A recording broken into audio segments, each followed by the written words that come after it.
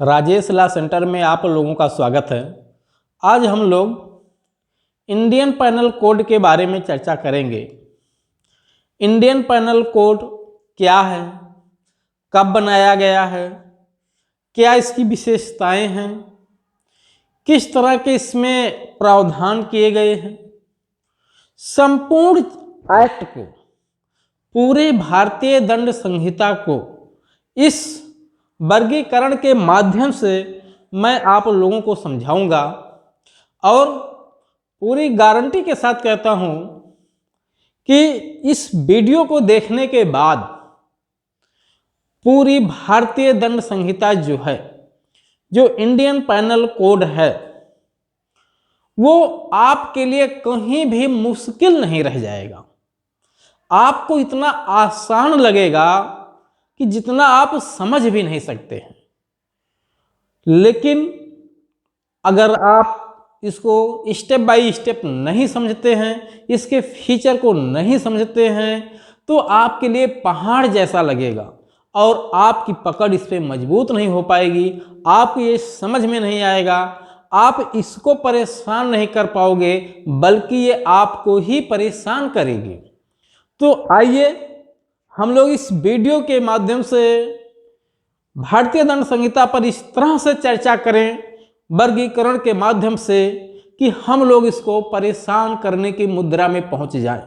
हम लोग इसको परेशान करने लगे, अपने इशारे पे नचाने लगे, जैसा चाहें वैसी व्याख्या इसकी करें, जिस चैप्टर को जिधर चाहें उधर नचा दें, इसके कॉन्सेप्ट को जिधर से चाहें उधर मोड़ दें। लेकिन जब तक आप इस वीडियो को देखेंगे नहीं, तब तक आपकी समझ में नहीं आएगा। ठीक है, कहाँ से इसकी शुरुआत करनी चाहिए, कहाँ से इसका अंत किया जाना चाहिए, किस हिसाब से इसे पढ़ना चाहिए, पढ़ने का एंगल क्या होना चाहिए, तो सब कुछ बताऊंगा। बस ज़रूरत है आप लोग चैनल को सब्सक्राइब कर लीजिए, लाइक शेयर कमेंट कर लीजिए। ठीक है, उसके बाद हम लोग इस पे चर्चा करते हैं, एक एक करके स्टेप बाय स्टेप मैं पूरे इंडियन पैनल कोड को समझाऊंगा। ठीक है, हाँ, इस पे कम से कम 2 पार्ट में वीडियो बनेगा। जितने भी पार्ट में बनेगा, पार्ट 1, पार्ट 2, पार्ट 3 में करके रखा जाएगा। आप लोग सभी पार्टों को सीरियल से देखने की कोशिश करिएगा। अगर सीरियल से नहीं देखेंगे तो समझ में नहीं आएगा, और एक बार समय निकाल कर जरूर देखिएगा। उसके बाद फिर आईपीसी आपके चंगुल में फंस जाएगी और आप अपने इशारे पर इसको नचाएंगे, ना कि ये आपको। ठीक, लेकिन देखिए कैसे। सबसे पहले मैंने यहां पर लिखा है भारतीय दंड संहिता 1860। ये है क्या, सबसे पहले इस पे चर्चा करते हैं। ये एक विधि है। किस प्रकार की विधि है? ये एक दांडिक विधि है। ठीक है, दंड का इसमें उल्लेख किया गया है, दंड का प्रावधान किया गया है, तो यह एक दांडिक विधि है। इसको हम क्रिमिनल सब्सटेंटिव लॉ भी कहते हैं, क्रिमिनल सब्सटेंटिव लॉ कहते हैं, मौलिक दांडिक विधि कहते हैं। तो ये विधि जो बनाई गई, कब बनाई गई, कैसे बनाई गई, किसने बनाया, क्या बनाया, इसमें किस प्रकार से लागू होता है, सब कुछ हम लोग स्टेप बाय स्टेप इस पर चर्चा करेंगे। ठीक है, सबसे पहले यहाँ पे आपको एक चीज देखना होगा कि जो दांडिक विधियां हैं, हमारे देश में बहुत सारी दांडिक विधियां हैं, बहुत सारे पैनल लॉज हैं। केवल आईपीसी ही नहीं है, आईपीसी के अलावा आप देखेंगे भ्रष्टाचार निवारण अधिनियम है, एनडीपीएस एक्ट बना हुआ है, पॉक्सो एक्ट बना हुआ है। ठीक है, और आपका घरेलू हिंसा निवारण अधिनियम बना हुआ है, दहेज प्रतिषेध अधिनियम बना हुआ है। ठीक है, गुंडा एक्ट बना हुआ है, अलग अलग स्टेट का अपने हिसाब से कानून। तो हम लोग इसमें देखना क्या चाह रहे हैं, मेरा कहने का मकसद है कि इस विधि को हम लोग, जो विधि भारत में जितनी विधियां बनाई गई हैं, उन सभी विधियों में इसका स्थान कहाँ पे है, इसको समझने के लिए आप लोग जो सबसे पहला वीडियो विधियों का वर्गीकरण है उसको जरूर देख लीजिएगा। ठीक है, उसको आप देखेंगे तो आईपीसी को बहुत आसानी से आप लोग समझ लेंगे। तो सबसे पहले ये एक पैनल लॉज है, दांडिक विधि है। ठीक है, 1860 में बनाया गया है, जैसा कि लिखा हुआ है 1860 में बनाया गया है। तो 1860 के पहले क्या भारत में दंडिक विधियां नहीं थी, लेकिन वो प्रांतीय थी। ठीक है, जिस तरह से ये विधि बनाई गई ब्रिटिश गवर्नमेंट के द्वारा, उस समय के हिसाब से संपूर्ण ब्रिटिश भारत पे लागू होने वाली इसके समकक्ष जैसी कोई विधि नहीं थी, कोई भी कानून नहीं थे। लेकिन हर अपना अलग अलग प्रांतीय स्टेट के हिसाब से कानून बनते रहे। उसके पहले आप देखेंगे तो धर्म के हिसाब से हमारा समाज संचालित हो रहा था। ठीक है, हिंदू धर्म के हिसाब से चला, फिर मुस्लिम धर्म के हिसाब से चला, फिर जब अंग्रेज आए तो अंग्रेजों के हिसाब से चला। लेकिन अंत में महसूस किया गया, ये जरूरत पड़ी कि नहीं, कानून एक बनाया जाना चाहिए जो सभी ब्रिटिश भारतीयों के लिए एक जैसा हो। तो ये जिम्मेदारी, ठीक है, 1834 में हमारे यहाँ विधि आयोग का गठन होता है। सर्वप्रथम भारत में विधि आयोग का गठन 1834 में होता है, जिसके अध्यक्ष लॉर्ड मैकाले साहब को बनाया जाता है। ठीक है, तो लॉर्ड मैकाले उसके अध्यक्ष होते हैं। इन्हीं को जिम्मेदारी दी जाती है भारतीय दंड संहिता के निर्माण करने के लिए, और लॉर्ड मैकाले ने इसको स्टेप बाय स्टेप करके इसका निर्माण किया। ठीक है, हाँ, ये अलग की बात है कि उनके जो मेंबर थी, उनकी जो समिति थी, उस समिति में 3 और भी सदस्य थे। इनको लेकर टोटल 4 सदस्यों की समिति बनाई गई थी। तो प्रथम विधि आयोग, ठीक है, प्रथम विधि आयोग के माध्यम से, ठीक है, भारतीय दंड संहिता का निर्माण किया जाता है। 1860 में फाइनली इसको पास किया जाता है। तो इसकी पासिंग डेट आप देखेंगे, यहाँ लिखा हुआ है 6 अक्टूबर 1860, और इसका इन्फोर्स डेट जो है वो 1 जनवरी 1862 है। ये आपकी परीक्षा में बहुत ज़्यादा पूछा जाता है, आपकी परीक्षा के लिए बहुत ज़्यादा उपयोगी है। और एक बार मैं जरूर कहूँगा, आईपीसी को पढ़ने से पहले आप लोग उसके बीच के चैप्टर्स को पढ़ने से पहले ये वीडियो जरूर देख लीजिएगा। ठीक है, अगर इसको आप देख लेंगे तो आपके लिए बहुत आसान हो जाएगा समझना। तो ये पासिंग डेट क्या है इसका, 6 अक्टूबर 1860। और ये एक ऐसा जो है संहिता है जो पीसीएसजे या एपीओ या एचजेएस के एग्जाम में सबसे ज़्यादा इसका पासिंग डेट पूछा जाता है, इन्फोर्स डेट कम पूछा जाता है। जबकि और अधिनियमों का आप देखेंगे तो उसकी पासिंग डेट कम पूछी जाती है, इन्फोर्स डेट ज़्यादा पूछा जाता है, लेकिन इसका पासिंग डेट ज़्यादा पूछा जाता है। वो है 6 अक्टूबर 1860। बिल्कुल आप लोग दिमाग में नोट कर लीजिएगा। और लागू होता है ये 1 जनवरी 1862 को। लगभग ये 1.5 साल बाद अधिनियम लागू किया जाता है। ठीक, इसका अधिनियम संख्या 45 है। आप अक्सर देखेंगे कहीं भी लिखा होता है भारतीय दंड संहिता 1860 ब्रैकेट में 45। वो 45 का मतलब है कि ये 1860 में बनने वाला 45वां कानून था। उसके पहले 44 कानून बनाए जा चुके थे। ठीक, तो ये इसका संख्या क्या था, 45। तो अधिनियम संख्या 45। उसके बाद इसमें टोटल आप चैप्टर देखेंगे तो 23 है, धाराएं 511 हैं। ठीक है, मूल धारा 511 है, वर्तमान में 511 से ज़्यादा धाराएं हो चुकी हैं, लेकिन मूल धारा कितना है, 511। आपसे एग्जाम में अगर पूछा जाएगा कि भारतीय दंड संहिता में कितनी धाराएं हैं तो 511, चैप्टर पूछा जाएगा तो 513। ठीक, तो अधिनियम का पासिंग डेट क्या है, 6 अक्टूबर 1860। लागू कब हुआ है, 1 जनवरी 1862। अधिनियम संख्या क्या है, 45। अधिनियम में टोटल कितने चैप्टर्स हैं, 23। कितनी धाराएं हैं, 511। ठीक, लेकिन ये 23 और 511 मूल हैं। बाद में 3 नए चैप्टर और जोड़े गए हैं इस अधिनियम में। कितने, 3 नए चैप्टर्स जोड़े गए हैं। कोई चैप्टर यहाँ से रिपील नहीं किया गया है, 3 नए चैप्टर जोड़े गए हैं, जिसको मैं यहाँ नोट के माध्यम से समझाया हूँ। ठीक है, वो चैप्टर है 5A, 9A और उसके बाद है 20 का। ये 3 नए चैप्टर बाद में जोड़े गए हैं, 5 का, 9 का, 20 का। 5, 9, 20, ये 10 होता है तो 5 दूना 10 हो जाता है, 10 दूना 20 हो जाता है, लेकिन ये 10 नहीं है, ध्यान रखना है आपको। ठीक है, तो 5 का, 9 का, 20 का 3 नए चैप्टर जोड़े गए हैं। अभी मैं इसको याद करवाऊंगा, परेशान होने की जरूरत नहीं है। तो इस तरह से 3 नए चैप्टर अगर हम जोड़ देंगे तो 23, 3, 26 चैप्टरों की संख्या हो जाएगी। लेकिन एग्जाम में अगर आपसे मूल पूछा जाता है तो 23 पे टिक करिएगा, वर्तमान में कितना है तो आप 26 पे टिक करिएगा, नए कितने चैप्टर जोड़े गए हैं तो आप 3 पे टिक करिएगा। ठीक, अब कुछ और चीज़ें, जिस समय ये अधिनियम पास हुआ है, उस समय भारत के वायसराय लॉर्ड कैनिंग महोदय थे। ठीक है, वायसराय कौन था? लॉर्ड कैनिंग थे। और जिस समय ये अधिनियम लागू हुआ है उस समय इसके वायसराय लॉर्ड मेयो थे। तो ये जरूर याद रखिएगा, आपके प्रारंभिक परीक्षा में आपसे पूछा जा सकता है कि जिस समय ये अधिनियम पास हुआ उस समय इसके वायसराय कौन थे, यानी ब्रिटिश भारत के वायसराय कौन थे? तो लॉर्ड कैनिंग।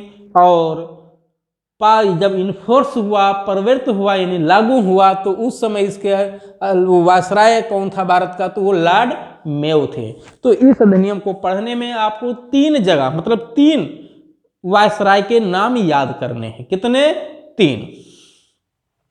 एक लॉर्ड मैकाले गवर्नर जनरल थे। ठीक है, लॉर्ड मैकाले गवर्नर जनरल थे। ये जो है प्रारूपकार हैं यानी ड्राफ्टमैन है, इन्होंने ड्राफ्टिंग की है इस अधिनियम की। जैसा कि मैंने भारतीय साक्ष्य अधिनियम के बारे में बताया था, सर जेम्स स्टीफन, ठीक है, किया था उसको, सर जेम्स फिटेज स्टीफन ने उसको ड्राफ्ट किया था। उसी तरह से आईपीसी का ड्राफ्टमैन जो है वो लॉर्ड मैकाले हैं।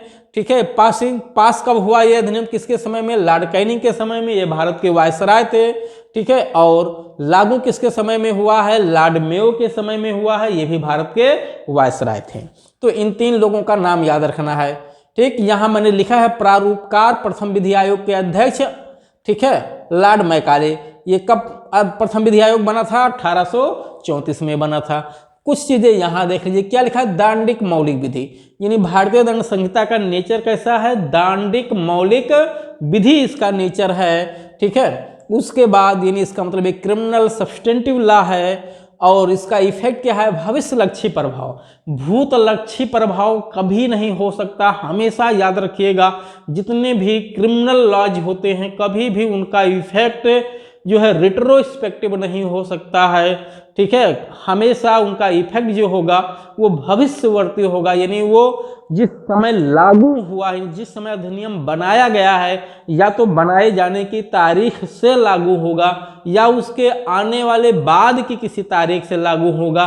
बैक डेट से कभी भी लागू नहीं हो सकता, क्योंकि भारतीय संविधान में मना किया गया है अनुच्छेद 20 के खंड 1 के माध्यम से। ठीक है, क्लाज 1, ठीक है, आर्टिकल 20 का, यानी आर्टिकल 20 का क्लाज 1 साफ साफ मना करता है कि किसी भी व्यक्ति को किसी भी ऐसे कार्य के लिए दंडित नहीं किया जा सकता जो कार्य करते समय अपराध ना हो।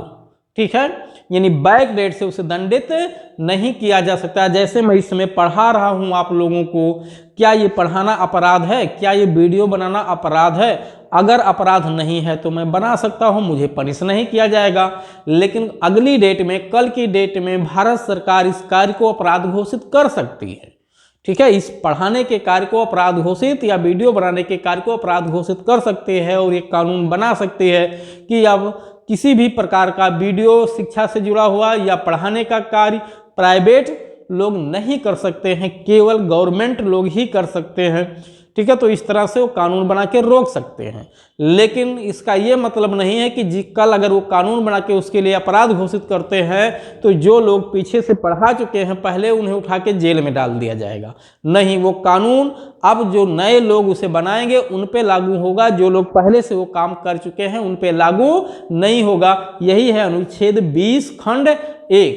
ठीक है, 20 खंड 1 अगर लिखा गया तो आप समझ सकते हो कि ऐसे कार्यों के लिए भी, ठीक है, लोगों को दोषी ठहराया जाता रहा होगा जो कार्य करते समय अपराध नहीं रहा होगा।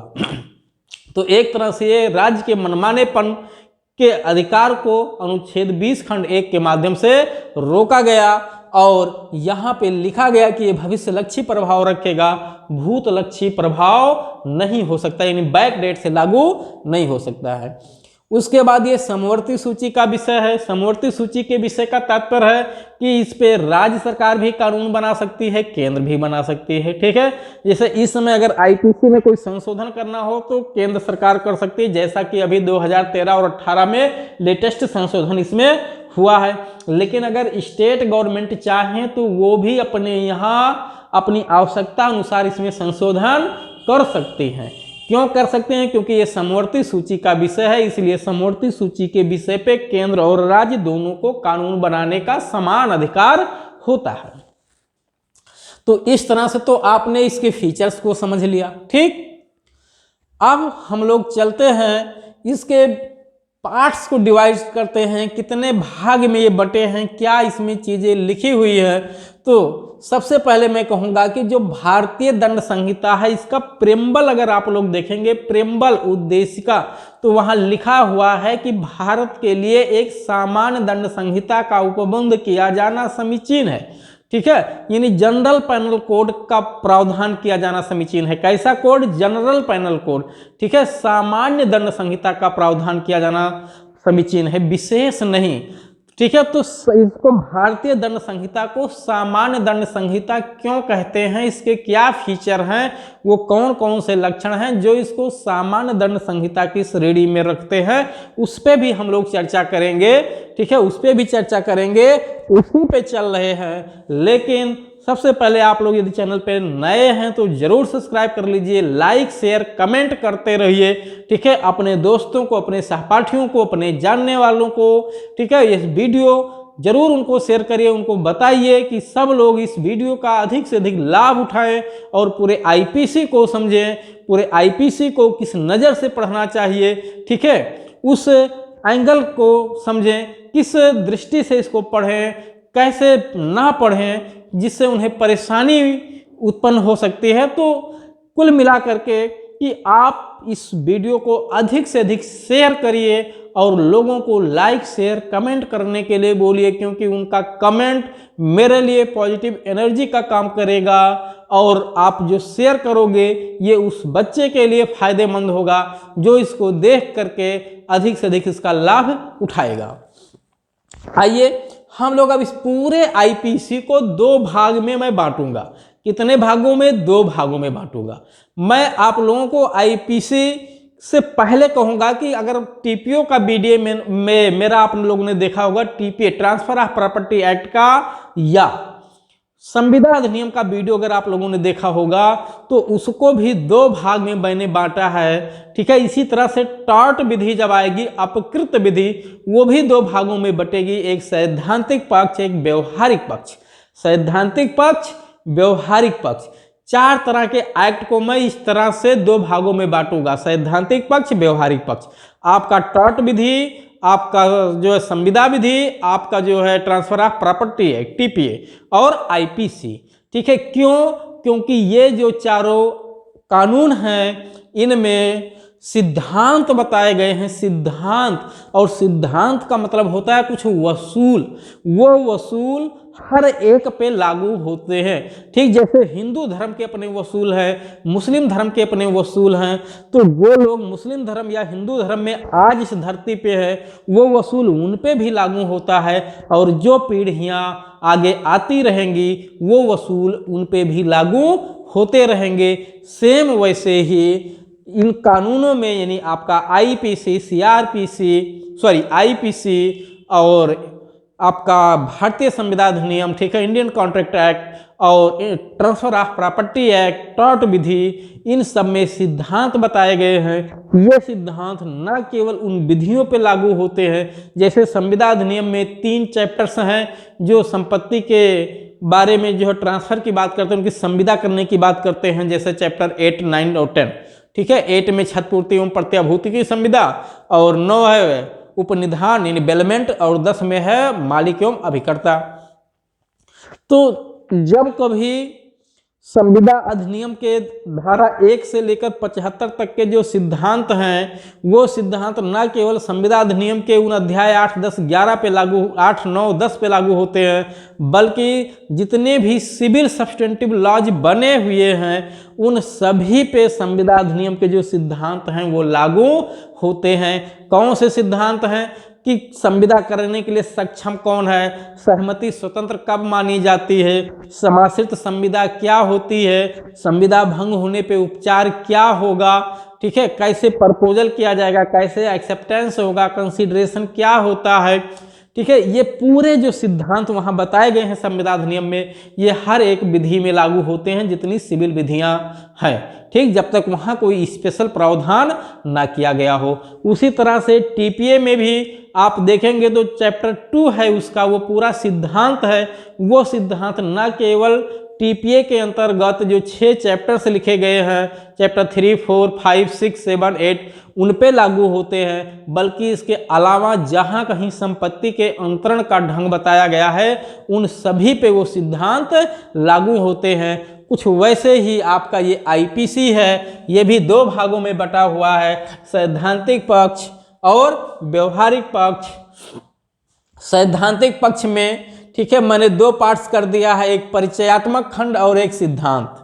परिचयात्मक खंड हर एक अधिनियम में होता है, अधिनियम का परिचय कराया जाता है, उसी तरह से यहाँ भी है। अधिनियम का परिचय धारा 1 में, अध्याय 1 में, और अधिनियम में दिए गए कुछ शब्दों का परिचय जिसको इंटरप्रिटेशन क्लॉज कहते हैं, सिंपली भाषा में हम लोग परिभाषा बोलते हैं, ठीक। तो धारा अध्याय 1 और 2 परिचयात्मक खंड से है, अध्याय 1 प्रारंभिक है, अध्याय 2 निर्वचन खंड है। अध्याय 1 प्रारंभिक है, अध्याय 2 निर्वचन खंड से जुड़ा हुआ है। अध्याय 1 में धारा 1 से 5 है, जिसमें अधिनियम का परिचय बताया गया है, अधिनियम का नाम, अधिनियम का विस्तार, अधिनियम का प्रारंभ होना, ये बताया गया है, ठीक है। हाँ, इन्फोर्स डेट यहाँ आईपीसी में इन्फोर्स डेट नहीं लिखी हुई है, ये आपको गजट में मिलेगा, ठीक है। और इंटरप्रिटेशन क्लॉज चैप्टर 2 में बताया गया है, यानी जिसको डिफिनीशन खंड कहते हैं हम लोग।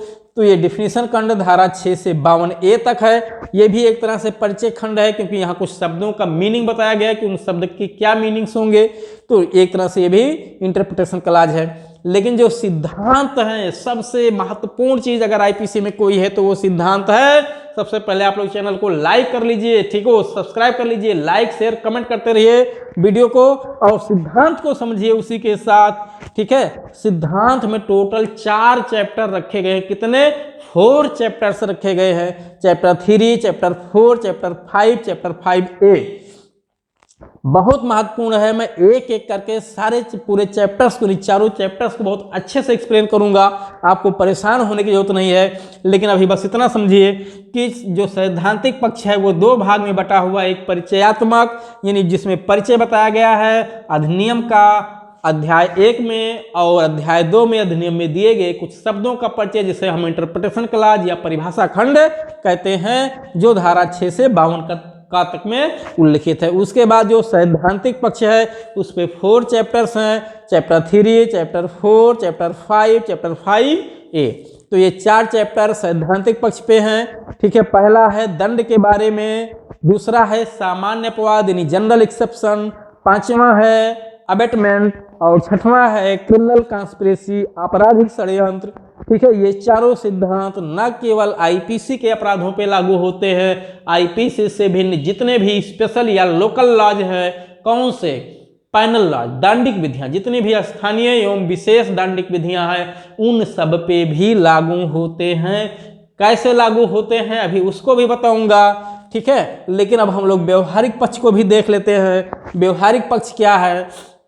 व्यवहारिक पक्ष का मतलब कि वो कौन कौन से कार्य जिन्हें अपराध बनाया गया है आईपीसी के अंतर्गत, यानी वो आपराधिक धाराएं, वो धाराएं जिसमें अपराध की बात की गई है कि ये कार्य अपराध है, जैसे चोरी, लूट, डकैती, रेप, ठीक है, किडनैपिंग, ये सब अपराध हैं। तो इनको 2 भागों में मैंने बांटा है, व्यवहारिक पक्ष को 2 भागों में बांटा है। बहुत ध्यान से समझिएगा, फुल कंसंट्रेशन के साथ समझिएगा, बिल्कुल एक एक चीज क्लियर हो जाएगी, कुछ भी इसमें ऐसा नहीं रहेगा जो आपके समझ में ना आए।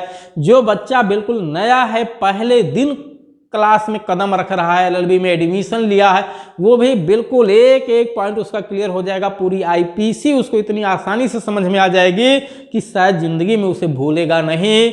और जो लोग पढ़ चुके हैं, जो तैयारी में हैं, रनिंग में हैं, ठीक है, वो भी इस वीडियो को देखें। क्यों? क्योंकि शायद हो सकता है इस नज़र से, इस दृष्टि से वो भी इस आईपीसी को ना पढ़े हुए हों, और जिसकी वजह से उनको समस्या हो रही हो अपने आंसर राइटिंग में, अपने प्रारंभिक परीक्षा में, अपने प्रश्नों को सॉल्व करने में।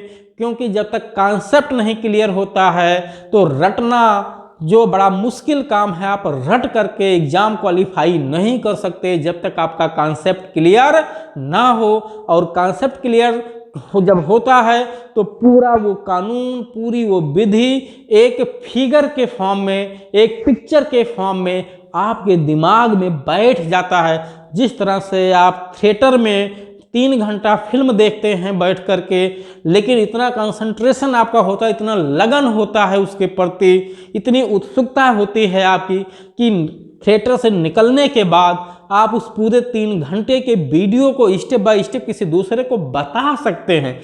क्यों बता सकते हैं? उसका रीजन ये है क्योंकि आपने बड़ी लगन के साथ, बड़ी शिद्दत के साथ उसको देखा था। उसी तरह से जब लगन यहाँ भी लग जाएगी, ठीक है, तो लगन अगर लग गई तो फिर कोई दिक्कत नहीं होगी, ठीक है। जैसे आप लोग देखेंगे जब उद्धव जी, ठीक है, गोपिकाओं के पास गए थे, ठीक है, उनको अपने तरफ लाने के लिए, तो गोपिकाओं ने क्या कहा था, हे उद्धव, मेरे पास 10-20 मन नहीं हैं, एक ही मन है जो कृष्ण भगवान के साथ जा चुके हैं, ठीक है, और अब आपको केवल निराशा हाथ लगेगी, आप यहाँ पे अब कोशिश मत करिए, आप असफल ही रहेंगे, ठीक है। उन्होंने कहा था, उद्धव मन नहीं भय 10-20, ठीक है, हे उद्धव, हमारे पास 10-20 मन नहीं है, जो एक था वो जा चुका है। उसी तरह से आप लोगों का जो मन है उसको आप इसको समर्पित कर दो। अगर इसको समर्पित कर दोगे तो इसको भी समर्पण करना ही पड़ेगा, ये भी मजबूर हो जाएगा, इसको भी शर्म से आपके आगे झुकना पड़ेगा, ठीक है। तो परेशान होने की जरूरत नहीं है, बस वो लगन आपको भी लगनी चाहिए। जिस तरह से लगन मीरा को लगी थी, जिस तरह से लगन गोपिकाओं को लगी थी, ठीक है, वैसे ही लगन आपकी भी लगनी जरूरी है। तो आइए फिर देखते हैं जो व्यवहारिक पक्ष है। व्यवहारिक पक्ष को 2 भागों में बांटा गया है, और इन 2 भागों को अगर आप देखेंगे तो जो 2 भाग बने हुए हैं उसमें पहला भाग जो है इसका, वो पहला भाग इसका चैप्टर 6 से लेकर के 15 तक में बताया गया है। दूसरा भाग इसका 16 से लेकर के 23 तक में बताया गया है। हाँ, इसके 3 चैप्टर्स को हम निकाल के एक अलग जगह रखेंगे और उसको आपको अलग से समझाएंगे। परेशान होने की जरूरत नहीं है। वो ऐसे अपराध हैं जिनको इनकोहेट ऑफेंस कहते हैं, अपूर्ण अपराध कहते हैं, जिसमें परिणाम निकलने की कोई ज़रूरत नहीं है। बिना परिणाम निकले ही आपको प्रसाद मिल जाता है, आपकी लायबिलिटी क्रिएट हो जाती है, ठीक है। तो ऐसे अपराध जिसमें आप अपने उद्देश्य में सफल नहीं हो रहे हैं फिर भी आपको उसका फल मिल रहा है, यानी आपको सजा मिल रही है, आपको दंड मिल रहा है, तो परेशान होने की जरूरत नहीं है। ऐसे 3 अपराध हैं आईपीसी में जिसमें बिना सफलता के ही, ठीक है, आपको जो है फल मिल जा रहा है, आपको परिणाम मिल रहा है, अर्थात आपको दंडित किया जाता है। वो 3 अपराध हैं। वो 3 अपराध में पहला है क्रिमिनल कॉन्स्पिरेसी, चैप्टर 5A। उसके पहले का चैप्टर 5 है अबेटमेंट यानी दुष्प्रेरण, और लास्ट चैप्टर इस अधिनियम का वो है 23, जिसको हम कहते हैं क्रिमिनल अमेटमेंट, ठीक है, क्रिमिनल अटेम्प्ट, आपराधिक प्रयत्न। तो आपराधिक प्रयत्न, आपराधिक दुष्प्रेरण, आपराधिक षड्यंत्र, ये 3 अपराध हैं जिन्हें हम अपूर्ण अपराध कहते हैं, इनकोहेट ऑफेंस कहते हैं। इसमें बिना परिणाम निकले ही हम दायी हो जाते हैं, आपराधिक दायित्व तो हमारा क्रिएट हो जाता है। वो 3 चैप्टर हैं, चैप्टर 5, 5A और चैप्टर 23, जिसका उल्लेख, ठीक है, यहाँ मैंने नहीं किया है, ठीक है। आप ऐसे ही समझिए ये 3 चैप्टर्स हैं, कहीं भी आप अपने नोट्स में, चार्ट में लिख लीजिए और आप इसको देख करके पूरा अपना नोट्स संक्षेप में बनाते रहिएगा, कोई दिक्कत नहीं है। आपका एक नोट्स अपने आपके हाथ का तैयार हो जाएगा। तो 3 चैप्टर जो इनकोहेट अपराध से जुड़े हुए हैं वो है चैप्टर 5, 5A और चैप्टर 23। 5 जो है दुष्प्रेरण से जुड़ा हुआ है, जो 5A है यानी 5 का है वो आपका आपराधिक षड्यंत्र से जुड़ा हुआ है, जो 1913 में जोड़ा गया है। असल में हुआ ये था कि 1912 में 23 दिसंबर 1912 को लॉर्ड हार्डिंग पे, ठीक है, बम फेंका गया था, उनको मारने का प्लान बनाया गया था हमारे देश के क्रांतिकारियों के द्वारा, ठीक है, जिसमें बीके घोष और कई सारे लोग थे, लोग पकड़े भी गए थे। तो इन लोगों ने जब लॉर्ड हार्डिंग पे बम फेंका, खैर लॉर्ड हार्डिंग बच गया था, मरा नहीं, ठीक है। हाँ, जरूर कुछ लोगों को, जो पिलवान था और लोगों को चोटें उसमें पहुंची थी, ठीक है। उसी के प्रभाव को दूर करने के लिए, उस तरह से उसी के प्रभाव में आकर के ये कानून बनाया गया था, आपराधिक षड्यंत्र, जिसको क्रिमिनल कॉन्स्पिरेसी कहते हैं। 1913 में ये कानून अस्तित्व में आता है। 2 धाराएं हैं, 120 का, 120 का। उसके बाद क्रिमिनल अबेटमेंट है, ठीक है, जिसको दुष्प्रेरण, आपराधिक दुष्प्रेरण कहते हैं, अध्याय 5 107 से 120 तक। उसके बाद अंतिम अध्याय है अध्याय 23 धारा 511, जो आपराधिक षड्यंत्र से जुड़ा हुआ है। अटेम्प्ट से जुड़ा हुआ, प्रयत्न से जुड़ा हुआ है, ठीक है, कि जो कोई कार्य है, जैसे हम किसी को गोली मारे और गोली उसे नहीं लगी, फिर भी हम दोषी हो जाएंगे। तो इस तरह से अटेम्प्ट करना है। चोरी हम करने गए लेकिन संपत्ति नहीं ला पाई, पकड़ लिए गए, तो इस तरह से जो है ऐसे अपराधों के लिए सजा की बात अध्याय 23 की धारा 511 में किया गया है। वहाँ एक नियम बताया गया है, तो मैं उस पर भी चर्चा करूँगा। लेकिन उससे पहले हम लोग फिर से आते हैं व्यवहारिक पक्ष पे। व्यवहारिक पक्ष को 2 भाग में बांटा गया है। एक जो है शुरू का चैप्टर 6 से लेकर के चैप्टर 15 तक, और दूसरा पार्ट है चैप्टर 16 से लेकर के 23 तक। अंतर ये है कि जो 6 से लेकर 15 तक हैं, ये समूह में होने वाले अपराध हैं, देश के विरुद्ध होने वाले अपराध हैं, संस्थाओं के विरुद्ध होने वाले अपराध हैं, सिक्का बांट माप, स्वास्थ्य, नैतिकता से जुड़े हुए अपराध हैं, धर्म से जुड़े हुए अपराध हैं। इसमें व्यक्ति विशेष प्रभावित नहीं होता है। जबकि जो दूसरा पार्ट है व्यवहारिक पक्ष का, ये व्यक्ति विशेष के प्रति होने वाला अपराध है। ये अपराध समूह में नहीं होता है, ठीक है। किसी धर्म से जुड़ा हुआ अपराध यहाँ नहीं बताया गया है, बल्कि जो भी अपराध बताए गए हैं वो व्यक्ति विशेष से जुड़े हुए अपराध बताए गए हैं, ठीक है। अब हम लोग इसके बाद की बात अगले वीडियो में आपको समझाऊंगा कि कैसे ये जो है देश, समूह, सिक्का या स्वास्थ्य से जुड़े हुए अपराध कौन कौन से हैं, और व्यक्ति विशेष को प्रभावित करने वाले अपराध कौन कौन से हैं। इसके लिए आप लोग अगला पार्ट देखिएगा। उस पार्ट में मैं इसको पूरा डिटेल से आप लोगों को समझाऊंगा।